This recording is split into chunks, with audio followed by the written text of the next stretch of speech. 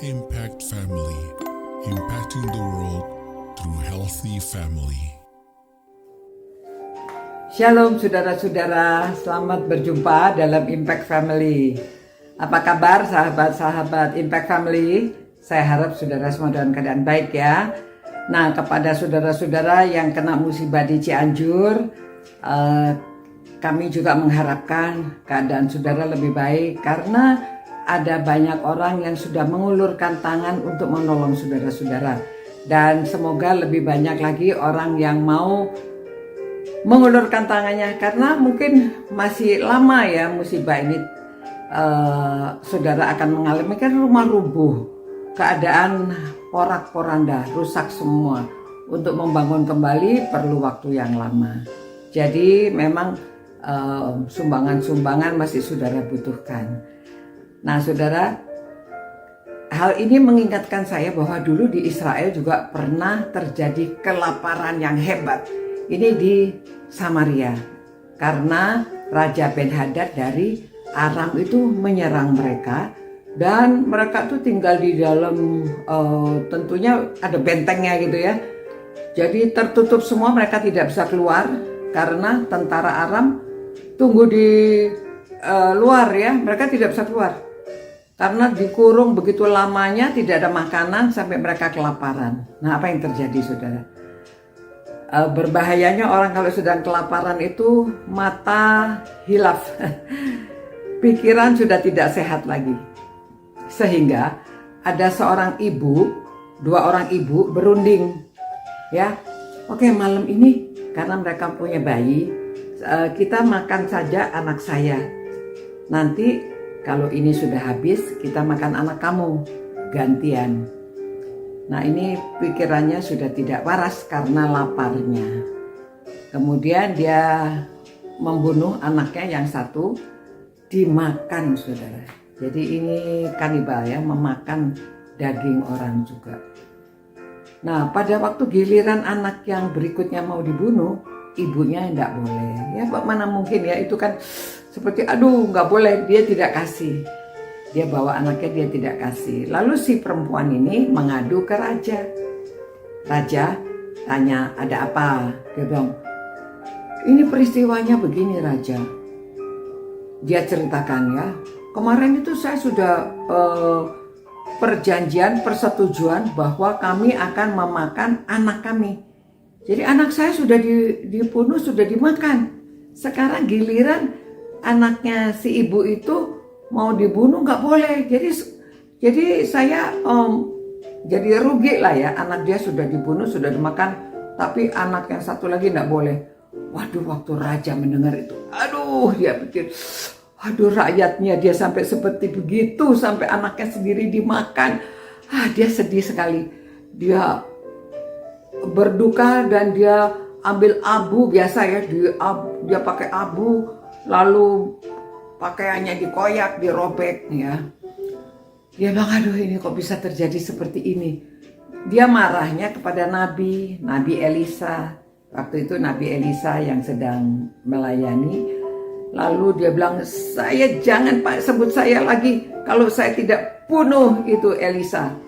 Nah kenapa mau dibunuh Elisa? Karena Elisa nabinya yang biasanya memberitahu firman Tuhan kepada mereka. Jadi dia mau pergi, mau membunuh Elisa. Pada waktu itu Elisa tahu bahwa akan ada yang datang membunuh dia.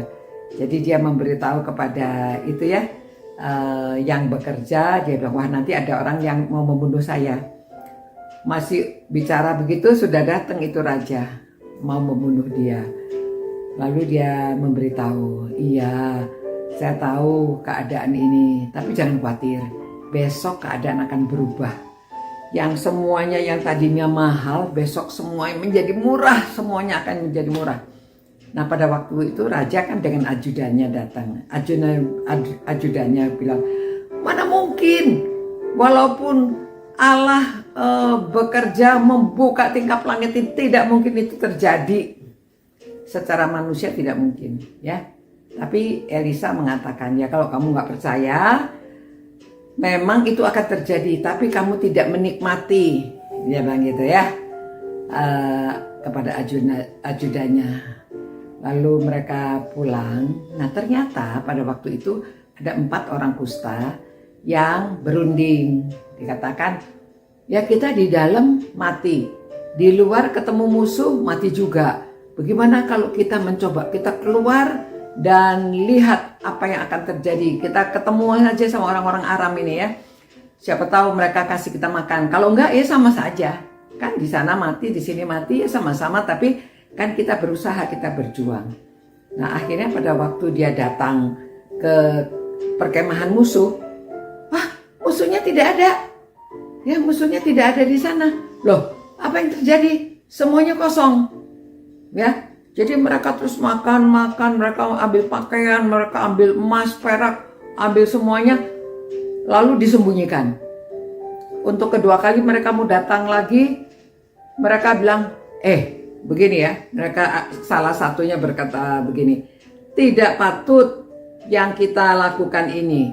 Hari ini adalah hari kabar baik, tetapi kita ini tinggal diam saja. Ya, dia katakan nggak patut ada kabar baik, masa kita tidak memberitahu. Nah kita harus memberitahu raja ya.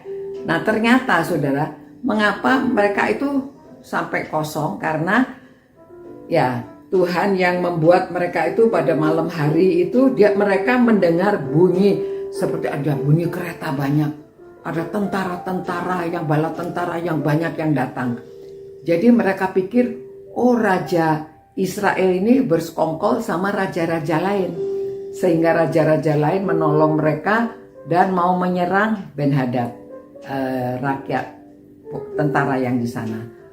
Nah karena dengan pikiran begitu mereka ketakutan karena datangnya diam-diam malam, mereka lalu melarikan diri. Itu sebabnya kosong. Jadi mereka menjarah dan mereka memberitahu kepada raja. Lalu raja mengirim coba utusan melihat apakah betul tidak. Nah ternyata betul. Itu sebabnya barang banyak, tepung banyak, minyak banyak, apa-apa banyak dan murah. Ya, raja, wah rakyat semua keluar mau menjarah saking sudah kelaparan. Ya. Lalu si ajudannya raja yang kemarin itu datang bilang, mana mungkin, tidak mungkin ya. Dia itu pada waktu jaga pintu terinjak-injak sama orang-orang yang mau menyerbu keluar. Saudara-saudara, yang kita pelajari di sini apa? Pada waktu orang lapar itu mereka bisa gelap mata, ya melakukan apa saja. Jadi itu sebabnya kita perlu menolong jangan sampai orang kelaparan ya. Nah yang kedua juga pada waktu kita ada, walaupun ini orang kusta dia sudah miskin, mereka sudah tadinya pikir mati, waktu mereka dapat mereka sadar juga ya bahwa ada kabar baik, jangan disimpan. Kita harus memberitahukan kepada raja, kepada teman-teman yang lain. Tuhan, terima kasih ya Tuhan, karena dari firman-Mu kami mengetahui cerita itu. Tolonglah kami agar kami peka terhadap orang yang kesusahan.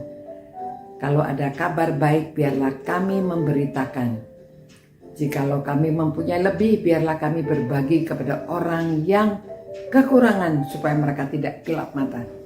Terima kasih ya Tuhan, firman-Mu selalu mengingatkan agar kami melakukan sesuatu yang baik kepada orang lain. Dan itulah yang Tuhan kehendaki. Demi nama Tuhan Yesus kami berdoa. Amin. Nah saudara sekali lagi ya, supaya kita murah hati memperhatikan orang lain. Karena Allah sudah murah hati dan memberikan Yesus Kristus kepada kita semuanya. Sampai kita bisa mendapat keselamatan. Itu kabar baik. Selamat malam. Ciao. Impact Family. Impacting the world through healthy family.